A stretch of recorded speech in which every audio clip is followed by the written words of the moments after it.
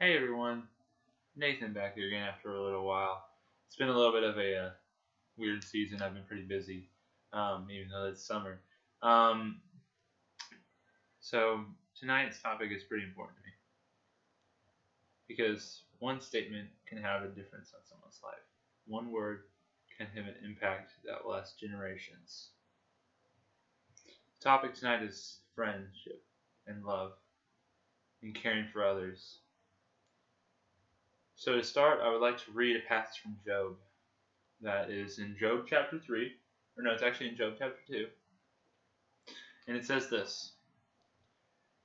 So this is after the Lord had taken everything away from Job that he once had, his sons and his daughters, his health.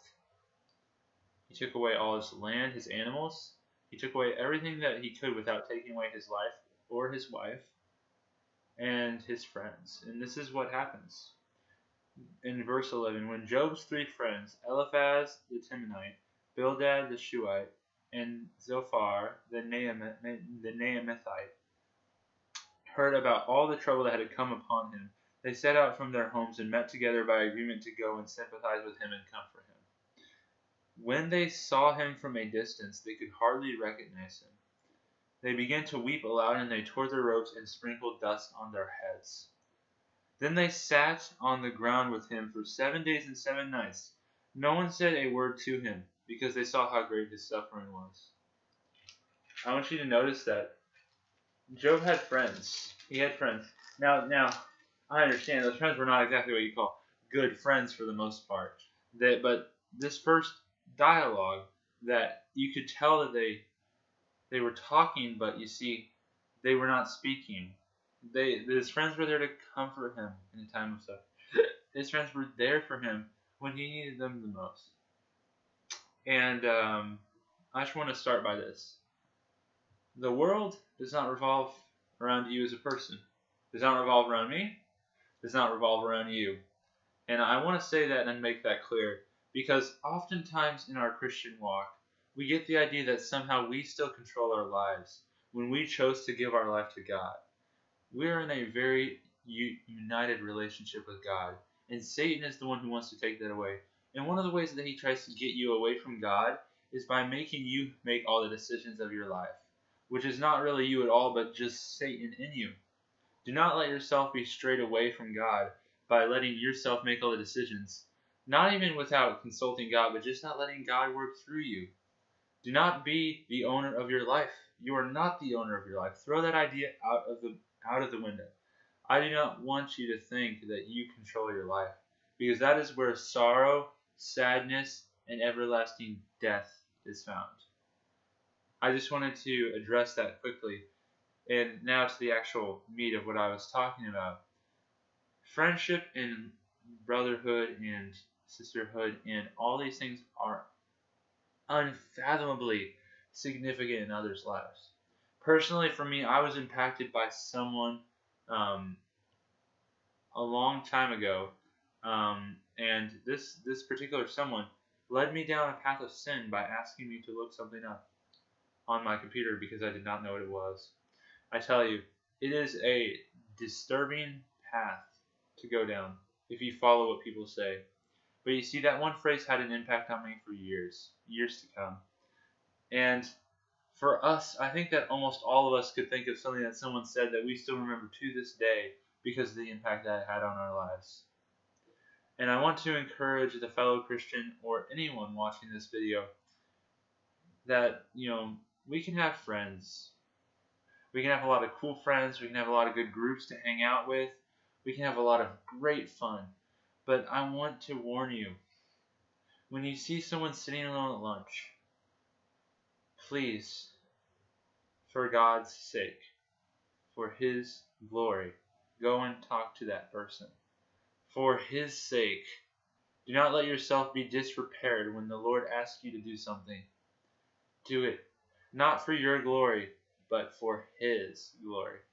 And when you see some situation where you can help someone, it doesn't matter in which way, but when the Lord prompts you to do something, please do it. And notice that prompting is not always a feeling. Sometimes you have to truly believe in the Spirit, and you have to follow the Spirit of God before you are able to discern God's promptings. And I also want to say that, just remember that those people that are sitting alone, it may not be very comfortable to talk to them. It may not make you very happy to talk to them, but do you really just want to have a comfortable life? Is that the only reason that you've come? To have the luxury of living, comfortably? Because I don't think that's a luxury at all. If you ask me, now you don't have to have physical suffering to have it be a hard life. I think that you can use your demeanor and your spirit. You have things that you do not want to do. Everyone has them. Every single person has them. Whether it be one-on-one conversations, whether it be speaking in a group. It does not matter what the thing is that you do not want to do. I did not ask you to do it right now, right here, right, everything, right now. The Lord will take care of it. But when the Lord prompts you to do something, be very careful with how you respond to Him. Because how you respond to Him will define how your life goes. The trajectory of your life is defined by many paths. But each path every day is another way, the right or the wrong direction. It does not matter how many days you go, whether you're in the wrong or the right. You can always make a mistake. You can always change the path that you are on. And I have to warn you that Satan wants you. He wants you badly.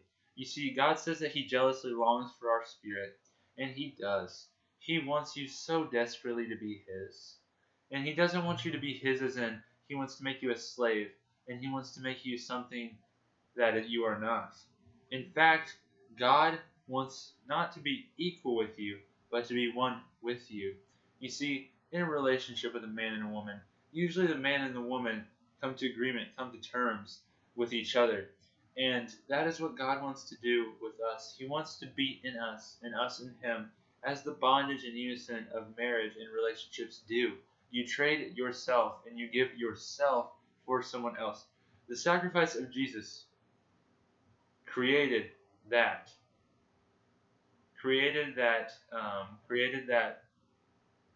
amazing bond between us and God. The sacrifice of Jesus alone let God enter into us. If we choose to believe that He rose from the dead, and we confess with our mouth that He is Lord, as Romans says, we are saved. Saved means that we are one with God. Are you going to use this freedom that God has given you to go back to serving yourself? Is that what you want your life to look like? Do you want it to just be, I serve myself, I serve myself, I serve myself? If you do not want to live in the power of God, why did you make the choice to follow God in the first place? God has a very beautiful and wonderful plan for your life. But if you are not willing to see the plan that God has for your life, you will never live in the victory that comes from fully giving yourself wholly to the other party. God has already given Himself. His Son proved that. His Son proved that He was willing to give Himself up for His bride. Now, the question truly is, are you, whoever is watching this video, going to give yourself wholly unto Christ? And I don't mean with your time. I do not mean with anything that you can offer God that is outward. I say, do you offer yourself, your soul, your spirit? The way that you offer yourself is by being a living sacrifice and by renewing your mind, as Romans also says. That is how we offer ourselves as a holy and presentable offering to God. And I think that a lot of people get this confused, but I think it is very, very simple. I think that what it means to renew your mind is to continually put off the evil. It says to overcome evil with good. We must overcome the evil things of life with God Himself, because He is the good thing that it speaks of. That was a little bit of a rant, but my whole point is, when you have friends and when you're a comfortable person, you're no happier than a rock sitting still. The question really is, are you happy with being secure? Are you happy with being on a rock in your life? Are you happy with having the job planned out? Are you happy with having the future planned out? Are you happy with having everything at your disposal and you are having an absolutely baller time? oh, I have a secure foundation. I have finances. I have a family. I have all of these things, and these all provide me security. But you forgot the most important thing, and that is God. God will not lead you down a path that is secure, that is stable. A lot of times you will not know what you're going to do. And in those times you have to believe, as it says in 1 Peter 5:7, cast your cares on the Lord, for he is faithful. There is something truly amazing about trusting in the Lord with all that you have and all that you are. Give all that you have into the control of the Lord, and he will provide as a good father will. But you first must learn to treat him as your bride, and only then can you live a abundantly full life. Abundant and full are the same thing. It's not riches, it's not more money, it's not more stability in life. It is just the fullness of God in your heart and soul. And that is what I bring today to the offering table. Will you trade your selfish desires, where you want to go, where you want to be, where you want to be going to? Will you trade that? It does not matter 20 years from now, 10 years from now, a day from now. It matters now. Now is the time to change. Now is the time to say, God, I have lived too long, as I did, living in my selfish ways, and not just sin, but also guiding my own life, which really is a sin in itself. Please, I beg with you, ask yourself the question that all of us need to be asking.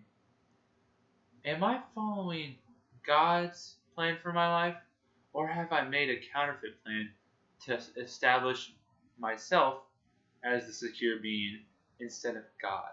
Is this truly God's plan for my life, or is this my own corruptible plan? I ask you this because that was my world, and it's not a fun world to live in. Sometimes you would rather be an atheist than a Christian, because sometimes it's so hard to be a Christian because you just can't live it out. And that's precisely why. Thank you guys for listening. I know this was a little bit of a long rant, but I hope that you have a blessed day or night, and I hope that I'll see you guys later. Goodbye.